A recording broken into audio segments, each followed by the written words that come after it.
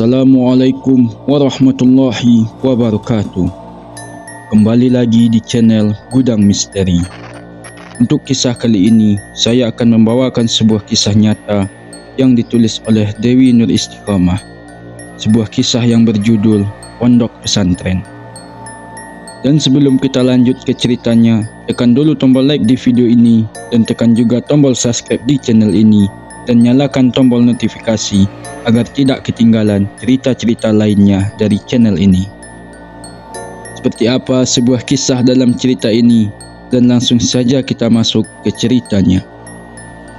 Aku adalah tipe orang yang bisa dibilang percaya dengan adanya hal gaib. Karena jujur saja, hal yang membuatku percaya akan adanya setan dan semacam itu diawali saat kelas 10 SMA. Kejadian ini berawal saat aku tengah tidur malam. Ketika itu, hujan turun begitu deras. Petir menyambar dan bersaut-sautan. Entahlah, mungkin sekitar pukul 2 dini hari. Aku merasa badanku tidak bisa digerakkan. Sekujur badanku kaku, keringat keluar tanpa henti. Nafasku sesak, dada seperti tertimpa sesuatu yang berat. Ku coba membuka mata, meski awalnya sangat sulit. Saat aku berhasil membuka mata, betapa terkejutnya aku. Sosok hitam berbulu dengan taring itu berada tepat di depan mataku, duduk di atas tubuhku. Pantas saja dadaku sesak sekali. Matanya yang sebesar tutup toples dengan warna merah agak oranye itu menatap tajam, melotot ke arahku. Refleks pada otakku mengatakan untuk menjerit. Tapi entahlah, mulut ini seakan terkunci. Kulirik kakakku yang masih tertidur pulas di sampingku. Sial, kuharap kakakku sadar akan betapa paniknya aku sekarang. Kulihat kembali sosok besar itu. Dia hanya diam dan melotot ke arahku. Entahlah, aku tak tahu apa maksudnya. Mungkin hanya ingin menunjukkan eksistensinya atau sekadar ingin berkenalan saja. Tapi jujur, itu sungguh menakutkan untuk sekadar berkenalan. Setan gila mana yang berkenalan dengan cara seperti ini? Lama aku berusaha untuk bergerak, tapi tidak membuahkan hasil.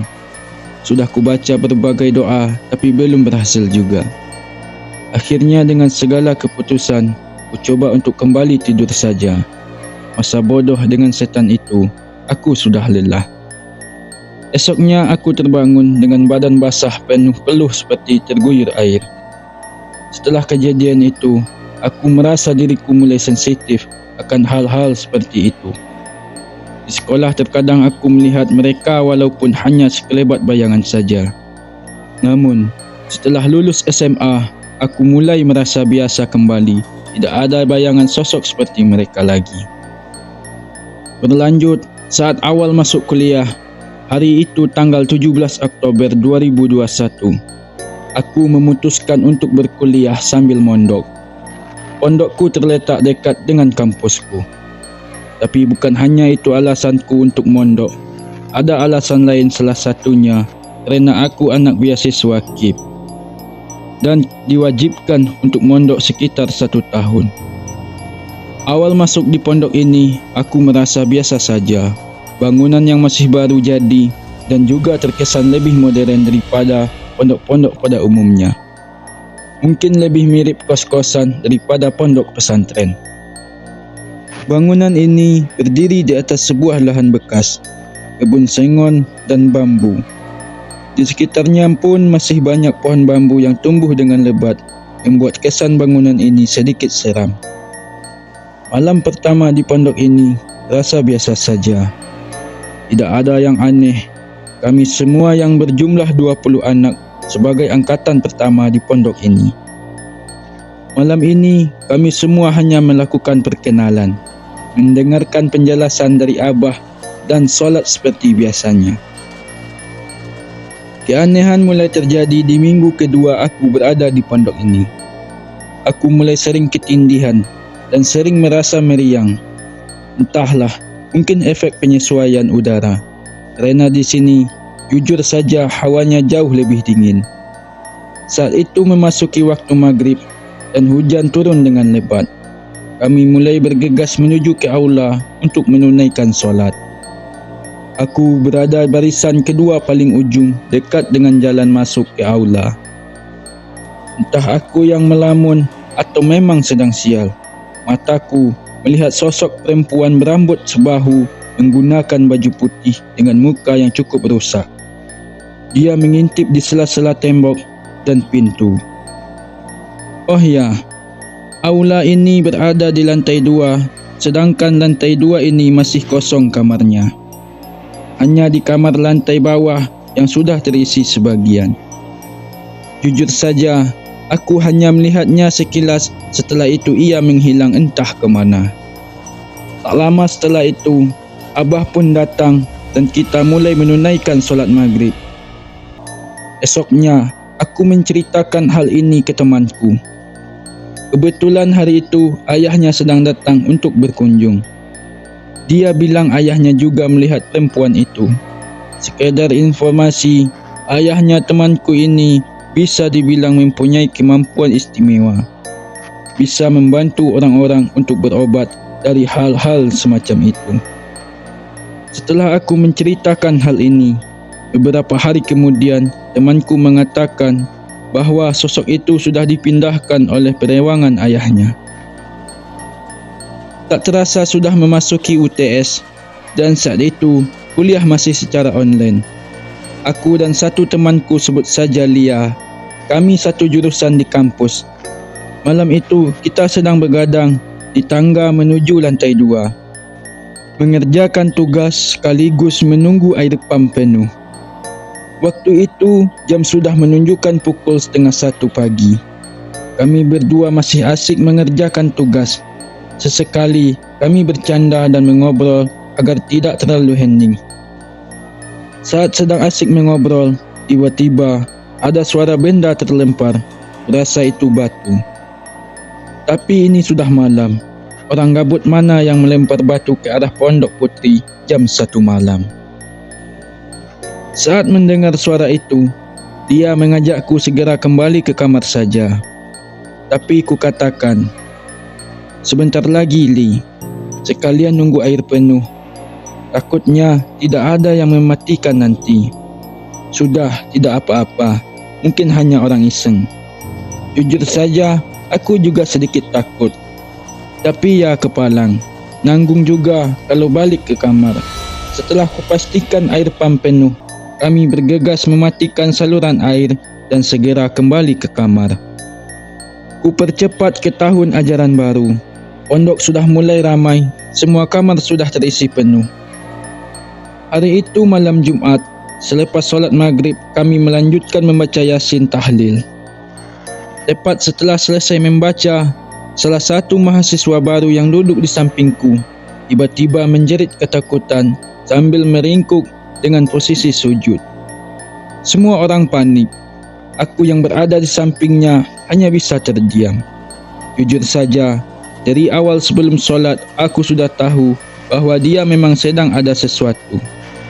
Kami bersama-sama mulai membaca ayat kursi dan mencoba menghubungi salah satu pengasuh pondok kami. Panggil saja Pak Misbah. Setelah Pak Misbah datang dan anak itu ditenangkan, akhirnya kita melanjutkan solat Isya. Sekedar informasi, malam sebelumnya, sebelum kejadian, sebut saja anak yang kesurupan tadi Ana. Dia juga mengalami hal yang sama saat aku tidur malam di sebelumnya. Dia bilang melihat sosok berjalan ke arah dapur.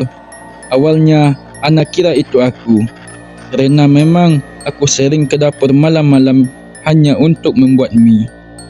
Namun, ku bantah hal itu kerana memang malam sebelumnya aku tidur lebih cepat dari biasanya. Memang sebelum kejadian itu, Ana sudah merasakan hal aneh dari hari-hari sebelumnya. Bisa dikatakan, Ana ini anak istimewa, dia sudah biasa melihat hal seperti itu dari kecil. Katanya sih keturunan. Berlanjut ke beberapa bulan setelahnya, salah satu teman kami, sebut saja Ani, Ani saat itu baru pulang dari kampus kerana ada kegiatan. Waktu menunjukkan pukul 6:30 malam. Ia yang waktu itu hendak memasuki gerbang tiba-tiba berhenti. Di depannya berdiri sosok hitam besar seperti menghadang jalan masuk Ani. Beruntung saat itu ada temannya yang melihat perilaku aneh Ani. Mereka berdua langsung menuntun Ani untuk masuk ke dalam. Kata Ani, saat itu rasanya campur aduk, ingin lari tapi tidak bisa. Badannya kaku seperti patung. Jujur saja, dari sekian banyak cerita horor dan aneh itu, sekarang kami sudah mulai terbiasa. Belum lama ini, aku dan teman sekamarku juga merasakannya lagi. Awalnya, kami sedang bermain HP. Temanku berkata ia mencium bau amis yang menyengat.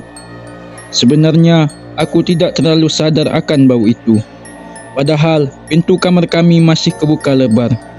Kerana aku pikir mungkin itu bau bangkai hewan. Tapi saat aku menyuruhnya untuk menutup saja pintu, bau itu mulai menyengat di hidungku. Tak ingin berpikiran negatif, aku memutuskan untuk tidur saja. Kerana memang jam sudah menunjukkan pukul 1 dini hari. Esok harinya, temanku bercerita. Tadi malam setelah kejadian itu, dia pergi untuk membuat mie di dapur. Namun, saat ingin kembali ke kamar, ia melihat sosok permen candy di depan gerbang. Di antara pohon pisang, awalnya temanku tidak sadar akan sosok itu. Kerana pada awalnya, dia hanya melihat mata merah menyala di antara pohon pisang itu. Tapi semakin ditatap mata merah itu, semakin jelas bentuk dari sosok itu.